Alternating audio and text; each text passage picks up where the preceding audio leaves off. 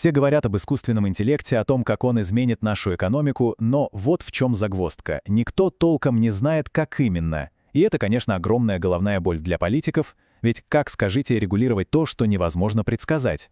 Вот сегодня как раз и разберем один очень интересный подход к этой дилемме. Да, это и есть, по сути, главный вопрос. И над ним сейчас ломают голову правительства по всему миру.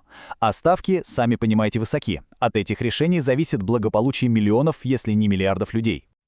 Вы только взгляните на этот разброс. С одной стороны, прогнозы говорят о каком-то скромном росте, меньше процентов в год. Что-то вроде того, что мы уже видели с другими технологиями. А с другой, говорят о просто трансформационном, взрывном росте под 30%. Это же совершенно другой мир. И вот эта колоссальная неопределенность — это и есть наша отправная точка. Так как же действовать в условиях такого тумана неопределенности? Есть одна свежая идея из отчета корпорации RAND, и она довольно проста в своей основе. Чтобы понять, что делать, нам сначала нужно по-новому посмотреть на саму автоматизацию. Оказывается, она бывает разной. Итак, первый тип они называют горизонтальной автоматизацией. Звучит немного научно, но на самом деле это то, о чем все и говорят. Это вот та самая история, когда ИИ приходит и начинает делать работу, которую раньше делал человек. Классический сюжет про «роботы отнимают наши рабочие места». Чтобы было понятнее, давайте представим завод. Вот у нас сборочная линия. Горизонтальная автоматизация — это когда мы ставим на линию совершенно нового робота, чтобы он делал то, что раньше делал, скажем, обычный рабочий. То есть мы как бы расширяем автоматизацию вширь на новые задачи. А вот есть и второй тип, и о нем, кстати, говорят гораздо реже. Это вертикальная автоматизация. И тут все совсем по-другому. Речь уже не о том, чтобы заменять людей, а о том, чтобы сделать уже работающие машины, просто лучше, эффективнее.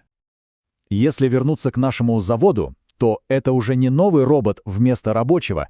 Это как если бы мы взяли и обновили прошивку на всех роботах, которые уже стоят на линии.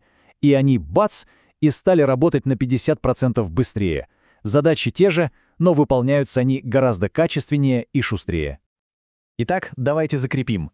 Горизонтальная автоматизация — это про ширину охвата, про замену человеческих задач, а вертикальная — это про глубину и качество, про улучшение уже автоматизированных задач. Казалось бы, простое различие, но именно оно, как мы сейчас увидим, полностью меняет правила игры для политиков. Окей, с теорией разобрались. А теперь самое интересное. Как это все помогает принимать конкретные решения?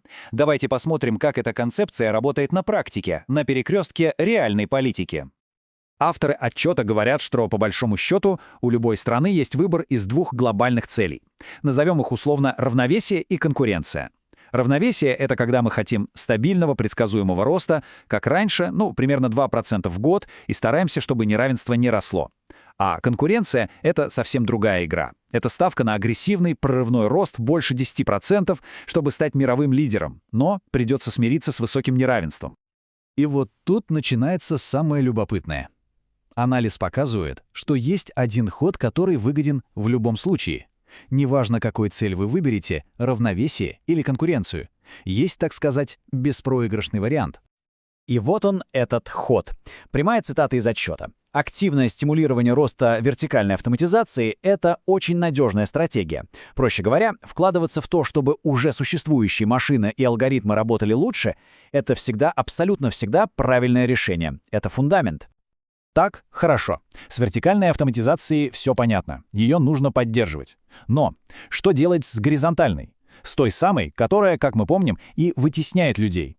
И вот тут-то и начинается самое сложное, самая суть политического выбора. И этот выбор приводит нас к двум основным стратегиям. Их назвали асимметричная и агрессивная. Давайте посмотрим на них поближе. Итак, асимметричная стратегия. Она для тех, кто выбрал цель равновесия. Идея такая. Мы, с одной стороны, очень сильно поощряем вертикальную автоматизацию, а вот горизонтальную, наоборот, немного притормаживаем. То есть улучшаем то, что есть, но не спешим заменять людей, чтобы сохранить социальную стабильность. Второй вариант — агрессивная стратегия. Это для тех, кто ставит на конкуренцию. Тут все просто. Жмем на газ по всем фронтам. Стимулируем и вертикальную, и горизонтальную автоматизацию. Да, это может привести к росту неравенства, но цель оправдывает средства — добиться экономического доминирования любой ценой.